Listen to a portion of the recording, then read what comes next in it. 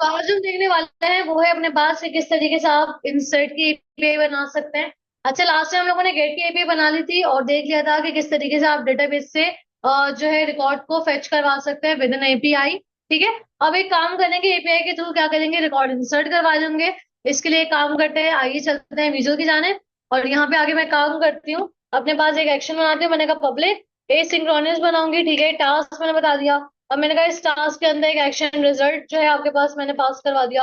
और मैंने कहा इस एक्शन रिजल्ट को रैप करवा दो किससे, स्टूडेंट से। याद रखना मैंने यहाँ पे लिस्ट पास नहीं किया, क्योंकि मेरे पास ये गेट की एपीआई थी और वो लिस्ट की फॉर्म में डेटा आपको पास करवाता है इसलिए। लेकिन यहाँ पे हमारे पास ऐसा कुछ भी नहीं कि हम लिस्ट की फॉर्म में उसको डेटा को मंगवा रहे हो, तो इसलिए मैंने यहाँ पे लिस्ट पास नहीं करवाया। अब आते हैं यहाँ पे नाम देते हैं, तो मैंने यहाँ पे नाम दे दिया। नाम देने के बाद अब मैं सिंपल यहाँ पे आती हूँ। मैंने कहा वेट किस चीज का, मैंने कहा मेरे डेटाबेस में जो स्टूडेंट वाला जो मेरा टेबल है उसमें क्या कर दो, ऐड कर दो। ठीक है, किससे ऐड कर दो। अब यहाँ पे आते हैं, मैंने बताया कि मेरा जो रिकॉर्ड जाने वाला है वो स्टूडेंट वाले मॉडल में जाएगा। और जो एपीआई से डेटा आएगा, जो रिकॉर्ड इंसर्ट होना है, मैंने कहा उसको एसटीडी वाले पैरामीटर में रख दो। ठीक है। अब मैं यहाँ पे आई, मैंने कहा मेरे टेबल में उस एसटीडी वाले पैरामीटर में जितना रिकॉर्ड आया है, यानी जितना रिकॉर्ड एपीआई से आया है, वो उठा के आप मेरे स्टूडेंट वाले टेबल में क्या कर दो, ऐड करवा दो। ठीक है, यहाँ पे इजिकल नहीं लगाना, गलती से मैंने लगा देता है इसलिए। अब आते हैं यहाँ पे, मैंने लिखा अवेट, मैंने कहा मेरे डेटाबेस में चेंजेस कर दो।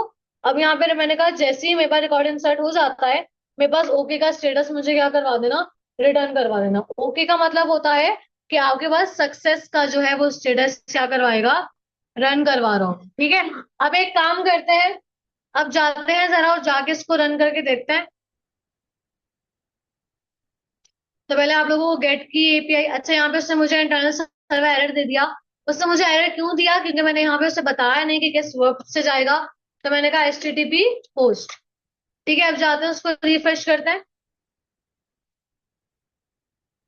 तो यहाँ पे पहले गेट की एपीआई में देखते हैं हमारे पास कितना रिकॉर्ड आ रहा है। तो यहाँ पे अगर इसको गेट की एपीआई को एग्जीक्यूट करूँ, तो मेरे पास अभी फिलहाल एक ही रिकॉर्ड आ रहा है जिसमें मैंने अली का रिकॉर्ड ऐड करवाया हुआ था। अब एक काम करवा रही हूँ मैं अपने पास पोस्ट की एपीआई रन करने लगी हूँ। तो यहाँ पे आते हैं, ट्राई आउट करते हैं, मुझसे वैल्यूज पूछ रहा है। अच्छा, आप यहाँ से ना आईडी वाला कॉलम रिमूव कर देना। क्यों? क्योंकि आपके पास जो है ना आईडी, आपने आइडेंटिटी उसको बनाया हुआ है, आइडेंटिटी से मुराद के ऑटो इंक्रीमेंट वैल्यूज को वो खुद करेगा। तो यहाँ पे आपको आईडी को देने की जरूरत नहीं है, तो आपने यहाँ से आईडी का कॉलम जो है रिमूव करवा दिया। रिमूव करवाने के बाद अब आप यहाँ पे क्या दे सकते हैं, डेटा दे सकते हैं। तो मैंने यहाँ पे कह दिया अरहम, उसके बाद मैंने कह दिया arham@gmail.com। सही है। उसके बाद मैंने यहाँ पे, अच्छा यहाँ पे @ लगा देते हैं। और उसके बाद मैंने यहाँ पे आके एज दे दी। उसके बाद यहाँ पे मैंने यहाँ पे क्या दे दिया, सिटी दे दिया। ठीक है। डेटा देने के बाद सिंपल क्या करूंगी, एग्जीक्यूट पे क्लिक करूंगी। तो देखो मेरे पास क्या रिस्पॉन्स आ रहा है, सक्सेस का रिस्पॉन्स आ रहा है ओके की वजह से। तो इसका मतलब मेरे पास बिल्कुल ठीक तरीके से काम हो गया, यानी रिकॉर्ड इंसर्ट हो गया।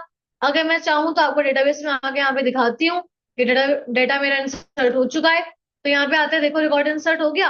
आप चाहो तो आप ये एपीआई के थ्रू भी रिकॉर्ड जाके देख सकते हो कि आपका जो है रिकॉर्ड इंसर्ट हो चुका है। अगर मैं दोबारा गेट की एपीआई को एग्जीक्यूट करूँ, तो मेरे पास देखो 2 रिकॉर्ड इंसर्ट हो चुके हैं। और आईडी उसने खुद जनरेट कर दी, क्योंकि हमने आइडेंटिटी दी हुई थी। ठीक है, तो इस तरीके से आप क्या करवा सकते हैं, अपने पास इंसर्ट वाली एपीआई बना सकते हैं।